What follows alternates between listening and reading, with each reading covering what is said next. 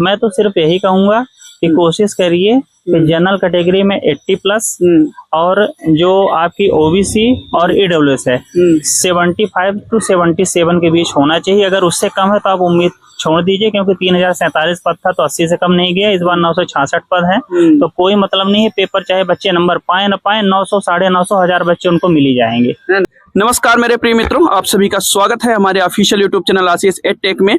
आज है 8 मई। 8 मई का सेकंड शिफ्ट का पेपर हो चुका है, जिसमें हमारे साथ है, क्या नाम है भैया आपका? पंकज द्विवेदी। क्या स्कोर किए हैं आप? 70 स्कोर किए हैं। इससे पहले आपने क्या सुना था, किस तरीके से पेपर का एनालिसिस हो रहा है?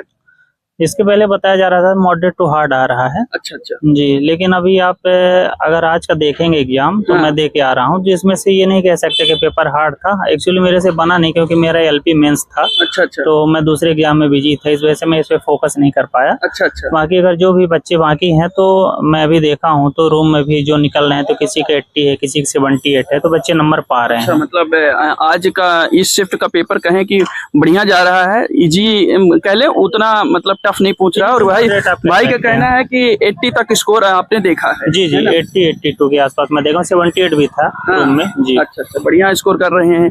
किस तरीके से पेपर का एनालिसिस करेंगे? हम शुरुआत करते हैं मैथ और रीजनिंग से।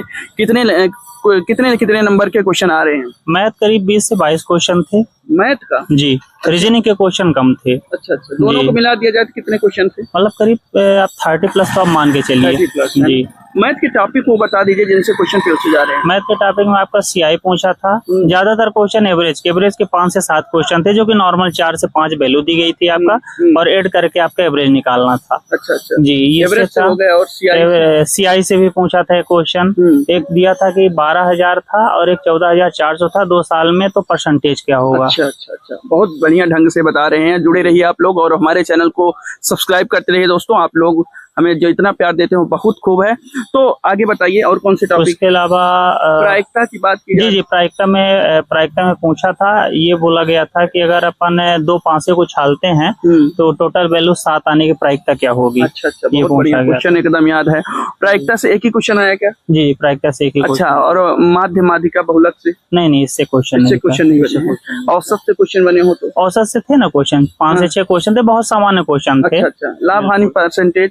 लाभांश से था, बिल्कुल लाभांश से था। सामान बेसिक क्वेश्चन थे, जैसे कि किसी चीज का अगर अपन अंकित मूल्य 500 है और इतना डिस्काउंट देने के बाद इतना हो रहा है, तो मतलब कितना होगा। जैसे मान लीजिए कि दिया गया था कि 30% डिस्काउंट के बाद वैल्यू इतनी है, तो उसका अंकित मूल्य क्या होगा। अच्छा, ये जो मैथ और रीजनिंग का लेवल है, किस लेवल के विद्यार्थी इसको टैकल कर पाएंगे? किस लेवल के, मतलब जो एसएससी की तैयारी कर रहे हैं या व्यापम की जो तैयारी कर रहे हैं उनसे हो जाए? उतना जाने की जरूरत ही नहीं है। देखिए, कुछ ऐसे क्वेश्चन है जो आप बिल्कुल हिला नहीं पाएंगे, अच्छा खासा पूछ रहा है। इंटीग्रेशन डिफरेंशिएशन भी 1-2 क्वेश्चन दे रहा है। अब उसके लिए आपको या तो आप 11th 12th पढ़िए, बाकी कोई मतलब नहीं है। अब 2 क्वेश्चन के लिए 11th 12th पढ़ने तो आप जाएंगे नहीं। तो 2-4 वही होगी कि 11th 12th के चक्कर में ना पड़िए। और जो ये बताया जा रहा है कि डिफरेंशिएशन ये पूछा जा रहा है, तो इसको इग्नोर करिए। 2-3 क्वेश्चन ही आ रहे हैं। बिल्कुल 2-3 क्वेश्चन अगर आप हटा ले गए, उसको माइंड पे फोकस ही ना करिए ना आप, उसके अलावा आप ध्यान दीजिए, क्या दिक्कत है। और इंग्लिश में जैसे नाउन वगैरह हो गया, एक्टिव पैसिव से उठा रहा है बिल्कुल। और जो भी है जैसे प्रीपोजिशन से दे रहा है, 2-3 क्वेश्चन प्रीपोजिशन से दे रहा है, उसके इंग्लिश का ठीक है, इंग्लिश का कोई दिक्कत नहीं है। में कहा गया था कि 1 वर्ड सब्स्टिट्यूशन करके या एक शब्द अनेक शब्द। नहीं, 1 वर्ड सब्स्टिट्यूशन नहीं था, इसमें प्रीफिक्स था। सफिक्स से नहीं पूछा था, प्रीफिक्स से क्वेश्चन उठाया था और प्रीपोजिशन से क्वेश्चन उठाया था। और उसके अलावा टेंस से था क्वेश्चन, टेंस से था 2-3 क्वेश्चन टेंस से थे। आर्टिकल नहीं उठाया था, आर्टिकल नहीं दिया था। नाउन से था, नाउन से 2 से 3 क्वेश्चन नाउन से थे। नाउन एक तो नाउन की मतलब डिफिनीशन ही पूछ लिया था। बेसिक लेवल का। बेसिक इंग्लिश का लेवल कैसा आ रहा है? क्या जिनसे इंग्लिश कम आती है तो उनके लिए हार्ड है?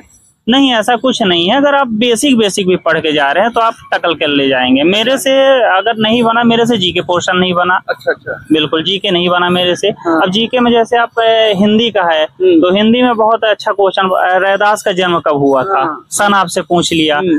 उसके अलावा आपसे उपसर्ग प्रत्यय पूछा है, इससे क्वेश्चन पूछ लिया। पर्यायवाची पूछा है, विलोम पूछा है आपसे, जो भी बेसिक है वही आपसे पूछ रहा है।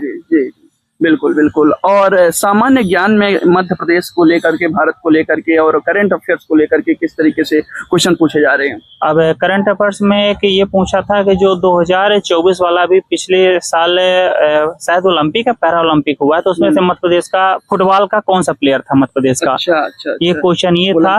हाँ, ओलंपिक में। और एक क्वेश्चन और था कि 2020 में पद्म विभूषण किस खिलाड़ी को दिया गया है? अच्छा। ये 2 क्वेश्चन स्पोर्ट्स से थे। स्पोर्ट्स से थे, करंट से थे। भारत से क्या टॉपिक रहे जो स्टेट? और ज्यादातर क्वेश्चन आपका एमपी से पूछा। एमपी जी के क्वेश्चन कितने क्वेश्चन पूछ रहे हैं? एमपी से करीब 8 से 10 क्वेश्चन पूछा। 8 से 10 क्वेश्चन दोस्तों, एकदम थोड़ा सा। हाँ, और एमपी से जो पूछा है उसमें रचना वगैरह तो आपकी 1-2 क्वेश्चन है। रचना आज कम करके रखा है। रचना एक ही पूछा था। और उसके अलावा आपका ये पठार वाले से पूछा है कि जो मध्य प्रदेश में मध्य में कौन सा पठार पाया जाता है, ये पूछा था। और मतलब ये जो आपका मतलब मैं क्वेश्चन इतना नहीं बता पा रहा हूँ, तो धीरे धीरे याद आएगा, रिकॉल होगा। पठार है मध्य भारत। जी। लेकिन आप ऐसा करिए कि मैं याद दिलाता हूँ, नदियों से पूछा गया हो, राष्ट्रीय नदी से पूछा गया। नदी से पूछा गया कि कौन सी नदी है जो 2 बार कर्क रेखा को काटती है? ये माही नदी। ये आपसे क्वेश्चन पूछा गया था। और उसके अलावा मैं आपको बताया कि वो पठार वाला एक क्वेश्चन जो पूछा था। नदियों से और कुछ क्वेश्चन पूछे गए, वो पठार से पूछा, कृषि से, जलवायु से, वर्षा। नदियों से पूछा था कि चंबल किसकी सहायक नदी है। एक ये भी क्वेश्चन पूछा था। जी, बिल्कुल। ठीक है, तो इस तरीके से क्वेश्चन पूछे गए। तो आप लोग समझ 10 क्वेश्चन आप प्रिपेयर करें, मतलब इतना तो आएगा ही आएगा। इकोनॉमिक्स खर्वे से कुछ बजट वगैरह से भी नहीं, ऐसे बेसिक डीप में नहीं जा रहा, बेसिक क्वेश्चन जा रहा है। बिल्कुल। कंप्यूटर से कैसे क्वेश्चन पूछे? कंप्यूटर से अच्छा खासा पूछ के चल रहा है। आप MS word, Excel, PowerPoint, अगर MS ऑफिस के ये जो 3 सॉफ्टवेयर बिल्कुल सॉफ्टवेयर हैं, बिल्कुल अगर आप तरीके से नहीं पढ़े हैं तो फिर नहीं। कितने क्वेश्चन आ रहे हैं अब इनसे? अब 14-15 क्वेश्चन से कम नहीं। कंप्यूटर अपना पूरा लेके चल रहा है, सिर्फ रीजनिंग का वेटेज कम किया, बाकी वो जितना देना था उतना दे रहा है। अच्छा। रीजनिंग की जगह वो मैथ का बढ़ा दिया है। सिर्फ इतना है, बाकी सारी चीजें जितनी थी उतनी ही दे रहा है वो। तो इसमें जो है तो पढ़ने का सोर्स क्या आप बताएंगे कि ये जो कंप्यूटर का क्वेश्चन आ रहे हैं, इसको पढ़ने कहाँ से पढ़ा जाए? या जो पढ़ाई के डीप लेवल की उससे काम होगा? जो डीप जानते हैं, उसके एप्लीकेशन जानते हैं कि मतलब क्या कैसे चलाना होता है इसको, इस तरीके से उस जो प्रैक्टिकल किया है। और उसको तरीके से पता है, स्लाइड बनाना आता है, उससे MS वर्ड पे बर करते बनता है, और जो भी बनता है पावर पॉइंट वगैरह में काम करते बनता है, वही टकल कर पाएगा। बाकी सबके बस की बात नहीं है। हाँ, तुक्का लगना अलग विषय है। पढ़ने से नहीं होगा, थ्योरी आप कुछ कर ही नहीं पाएंगे। आप थ्योरी आप कितना भी पढ़ लो, आप नहीं, क्योंकि घुमा देता है। घुमाएगा तो आप लटक जाएंगे। ऐसा पूछ लिया, कंट्रोल। बिल्कुल। वापस आने के लिए क्या करना है? बिल्कुल। तो इस तरीके से है ना। और ओवरऑल कहें तो पेपर हो गया, अच्छे लेवल का आ रहा है। आने वाले दोस्तों से आप क्या कहना चाहेंगे कि किस तरीके से पेपर का एक्सपीरियंस है? मैं तो सिर्फ यही कहूंगा कि कोशिश करिए कि जनरल कैटेगरी में 80+, और जो आपकी OBC और EWS है 75 to 77 के बीच होना चाहिए। अगर उससे कम है तो आप उम्मीद छोड़ दीजिए, क्योंकि 3047 पद था तो 80 से कम नहीं गया। इस बार 966 पद है, तो कोई मतलब नहीं है। पेपर चाहे बच्चे नंबर पाए न पाए, 900, 950, 1000 बच्चे उनको मिल ही जाएंगे। इतने बच्चे हैं, इतने सारे।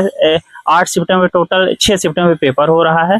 कल हुआ, आज हुआ, कल हुआ, होना है। किसी का थोड़ा सा कम आया, किसी का ज्यादा है, लेकिन मैं बता रहा हूँ, मैं कई सारे एग्जाम दिया हूँ, देता भी रहता हूँ अभी मैं एग्जाम। तो मैं इतना अनुभव किया हूँ कि इससे कम कटाव नहीं जाने वाला किसी भी सूरत में। वो जो 70-75 वाले आस लगा के बैठे हैं, जनरल वाले वो भूल जाएं, और जो कैटेगरी वाले हो 75 से नीचे हैं वो तो बाकी भूल ही जाएं। जनरल 80+, और बाकी जो आपके OBC और ये हैं तो 75-77+ होना ही चाहिए। और बाकी जो अदर कैटेगरी 1-2 नंबर अपना कम कर लें। बहुत बढ़िया, क्या बात है। बहुत बहुत धन्यवाद sir. Thank you. Okay sir.